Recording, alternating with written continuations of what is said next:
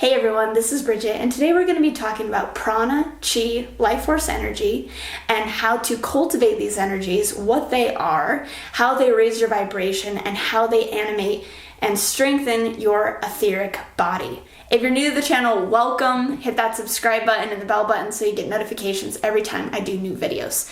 So let's get into it. Why am I putting all of these together? Well, in many ways, they are very interchangeable energies from different lineages and traditions around the world. Now, there are different nuances and complexities because these systems have been developed for thousands of years, from the Indian system to the Chinese system. But for the most part, they can be interchanged. So this prana, life force, chi, energy, is this vibrant magnetic energy that actually animates your etheric body. And the thing is if we didn't have it, we'd be dead. It's what keeps us alive. And it also activates and sustains the physical body. The etheric body also holds memory from our experiences in life and some karmic imprints as well. So understanding this is so important because it's the key to raising your vibration, because it is the vibration that we're talking about. And this vibration adds to physical well-being, enhances our spiritual experience, and accelerates our vibration like crazy. I'm going to share 3 ways that you can cultivate this life force energy. But before I do, I wanted to give a little bit more information of how you might be leaking chi before you go into cultivating it, to understand a bit more of the energy as well as a little bit more into the etheric body. So as far as chi, we are culturally leaking this energy. We've got like the zombie, tired people walking around. And what we've done is we've created synthetic chi, I guess you could call it, through the form of coffee or energy drinks or these kinds of things, which makes our bodies think that we actually have energy and can keep us going when we actually don't. And so what they do is they actually stimulate the adrenals, releasing hormones such as cortisol and adrenaline. So we're actually running off of adrenaline and cortisol instead of actually life force energy. And also when we're having these synthetic chi experiences, we can't tell when our energy is low. And one of the reasons that that's really detrimental is through the Chinese medicine lens. If we look at the different energies, now we have qi, which is always running, interchangeable, and this could be looked at as almost like a checking account. Now in the Chinese medicine, they talk about jing. Now jing is like the savings account. It is your deep burning coal of energy. This is that 100-year-old man who somehow still didn't die from like smoking cigarettes and is like still powerful and pumping. This is the primal jing. It's this passed down life force energy from actually your ancestors, from your lineage. And this you don't want to start tapping into. This is like if you're in a war or a famine, you need to pull upon that. But in actually everyday life, we're meant to bring in more of the chi, cultivate it, as well as rest when we need to. So we're just working with the checking account rather than drawing into this deep reserve that is very hard to replenish. Some say you can, some say you can't on the prenatal jing, but nonetheless, we don't want to be diving into it. So what we're doing culturally is we're running out of this chi because the pace of life, the rhythm is actually too much for us to handle without definite cultivation and also life balance. And so we're tapping into these reserves, which is not helpful. So just a quick little overview, you can go into more of that. It's a really interesting science that they've developed in Chinese medicine. So go look into that for more. But also one of the other things that adds to this fast-paced rhythm of life in our modern Western culture that has also reached to the ends of the earth is this idea of structure. And one of the things that through the Rosicrucian schools and Steiner talked about is that actual structure and scheduling and that kind of energy, a repetitive pattern, that rhythm, actually feeds life into the etheric body. So it actually heals it, it helps it to have this rhythm of scheduling and pattern. Now, when I first heard this, I was kind of like, no more structure, no more of this.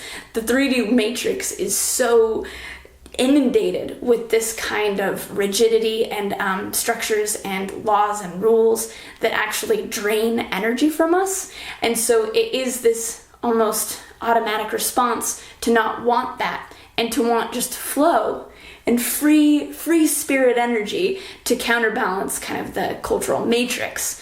But the thing is that structure and rhythm and pattern can actually create health and vitality in us. And in some of these traditions, they actually recommended if people were sick to get on a very beautiful schedule, and that actually will help heal the body and the mind and the emotions. So it's counterintuitive to how we want to engage with life, maybe in the spiritual sense, or if we're indigo rebels like myself, but it's very important in actually developing this etheric body. And it's talked about for kids, especially from age 1 to 7, when they're developing their etheric bodies, that this rhythm and this pattern is very important. So I'm saying this before I get into the 3 steps, because when I'm saying, okay, part of this practice is cumulative. It's one of these things that has to be a dedicated discipline. There's, again, this auto response of wanting to be a free spirit and free flow, but in this conversation of developing and cultivating life force energy,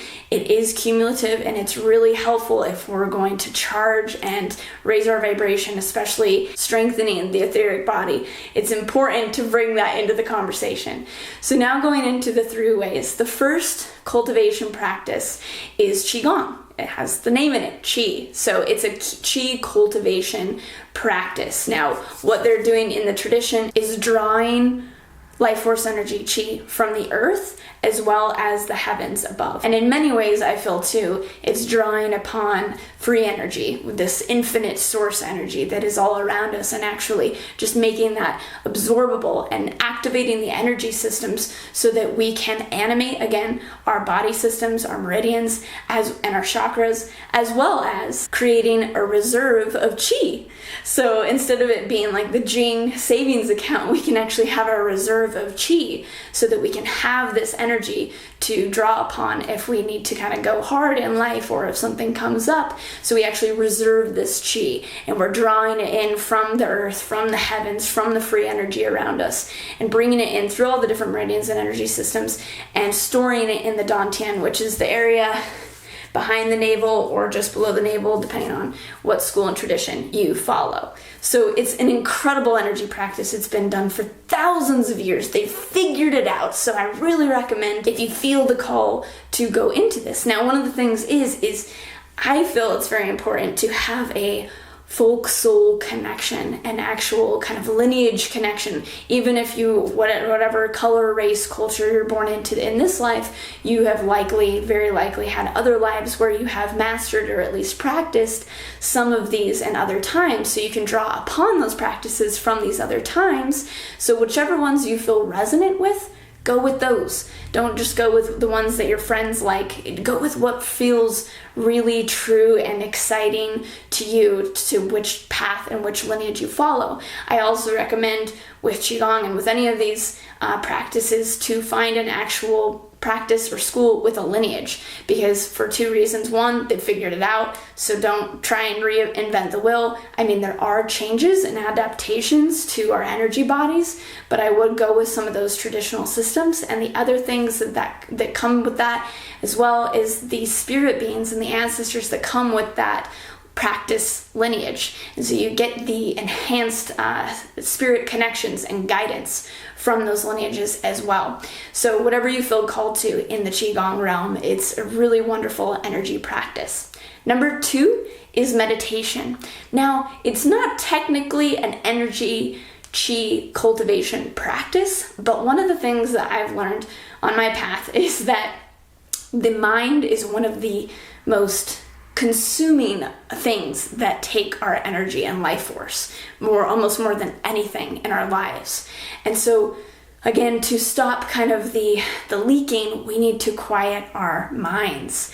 And so even though it's not necessarily a cultivation practice, though depending on the meditation, it can be to some degree, quieting the mind actually stops the leaking, which I find very important, because I did 2 rounds of 90 days of Qigong. So I did 180 days of Qigong for an hour a day. I was super disciplined and I felt amazing benefits. Some of the benefits are physical health, balance, vitality, great benefits. But the thing is I wasn't quite quiet in my mind. One of the things that has been part of my path is my mind quiets through movement. So it feels really good to be dancing or doing some kind of movement, and my mind can kind of disappear into that, but it's still active, it's still there. So I didn't quite get all the benefits I could have out of my Qigong practice because I didn't have a quiet, cultivated mind. And so that's part of my big practice now.